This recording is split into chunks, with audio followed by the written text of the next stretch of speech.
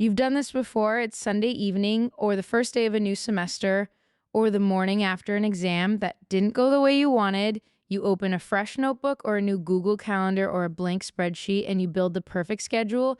Every subject gets a block. Every session is color coded. Study from 9 to 11, break at 11, lunch at 12, back at 1, 2 hours for biology, 90 minutes for calculus, review notes at 5. By the time you're done, the schedule is beautiful. It looks like the planner of someone who has their life completely together, someone who is disciplined, organized, and in total control of their academic future. And then Wednesday happens, maybe Tuesday, maybe Monday afternoon, life gets in the way. You sleep through the 9 o'clock block, or a friend needs something, or you're just tired, and the 9 to 11 slot passes, and you tell yourself you'll make it up later. Later doesn't come. By Thursday, the schedule is decorating your wall or buried 3 screens deep in a Google Calendar you've stopped opening, and you tell yourself the same thing you always tell yourself: I just need more discipline. I need to be more committed. I need to want it badly enough. If I wanted it badly enough, I would follow the schedule. I need you to hear something clearly. The schedule didn't fail because of you. The schedule failed because of its design. You built it like a robot and tried to follow it like a human, and humans are not robots. Every schedule that has ever collapsed on you, every color-coded planner that became irrelevant by midweek, failed for one of 4 identifiable, preventable design reasons.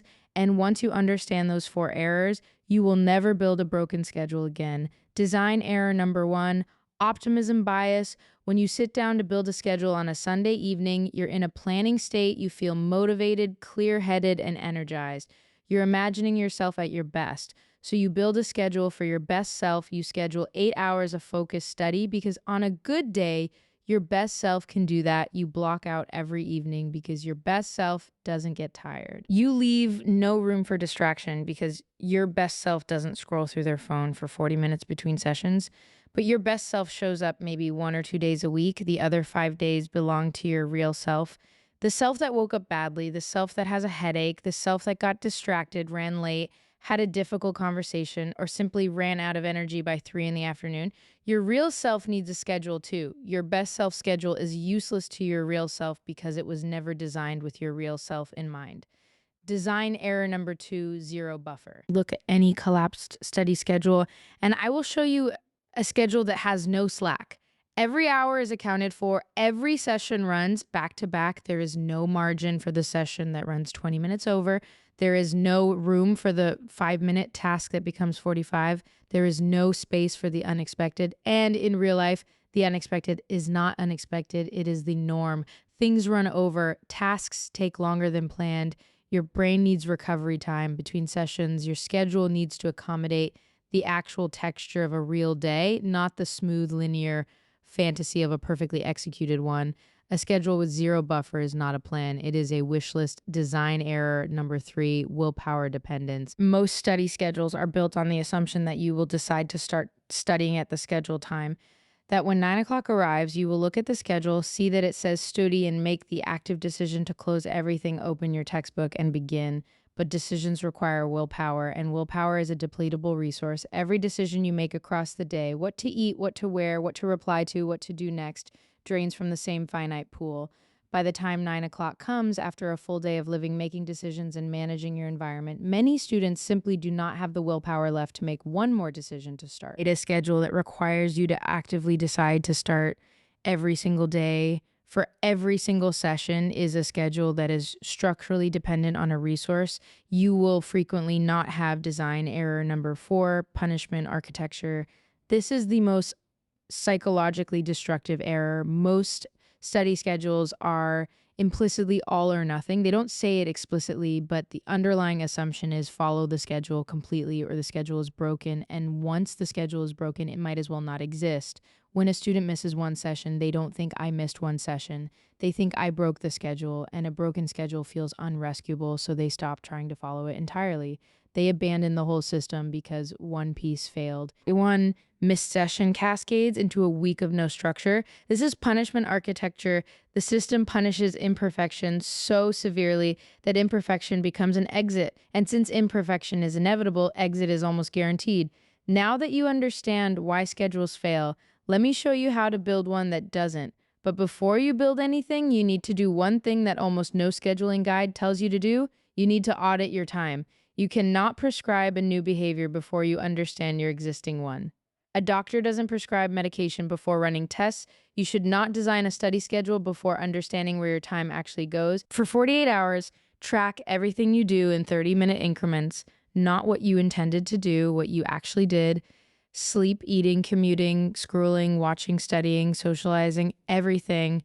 Be honest, nobody is judging this document but you. What you will find will almost certainly surprise you. Students who believe they study 4 hours a day discover they are actually studying 90 minutes. Students who believe they waste minimal time discover 3 to 4 hours of unaccounted scrolling.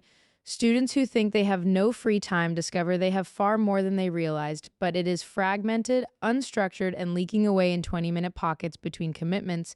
The time audit is not for self-judgment, it is for calibration. It gives you the raw material of your actual life, not the imagined version of it. And a schedule built on your actual life is infinitely more likely to survive contact with reality than one built in an idealized planning session.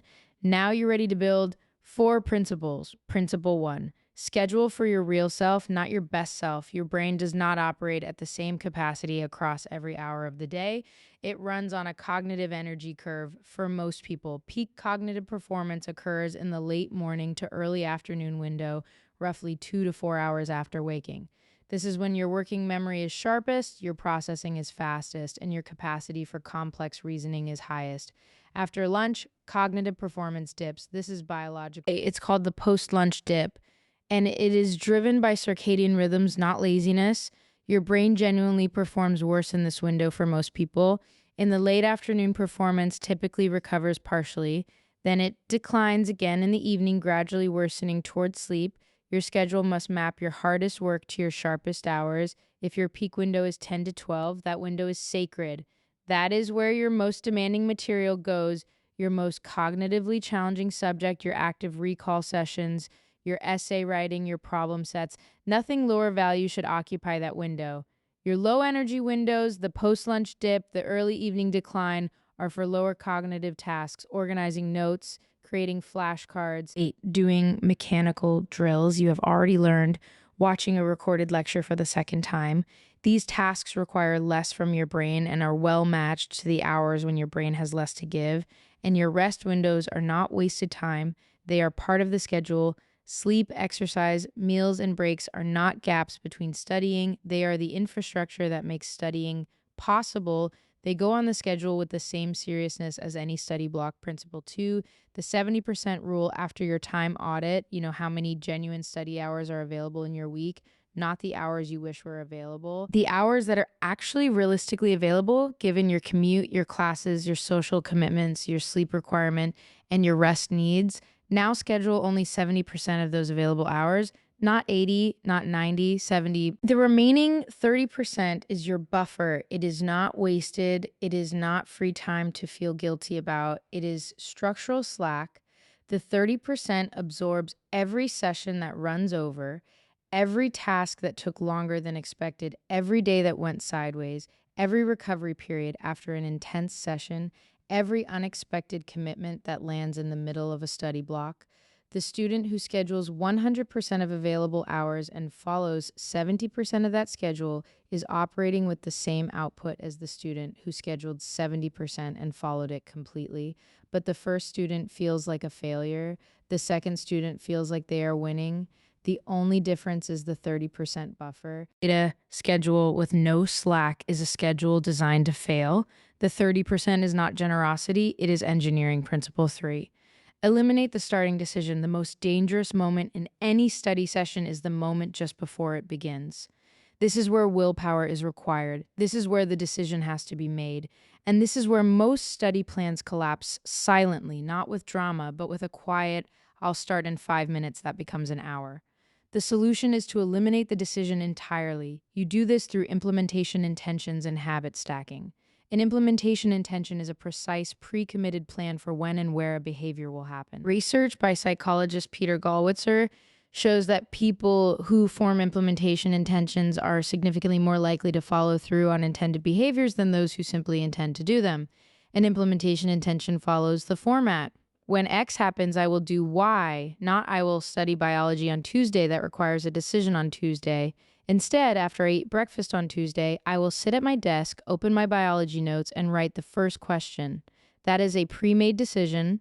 The studying begins automatically when the trigger occurs, no willpower required. Habit stacking is the same principle applied to existing behaviors. You attach the new study behavior to something you already do automatically. After coffee, I open my notes. After my morning class, I go to the library. After dinner, I do my review session. The existing habit becomes the trigger for the new behavior.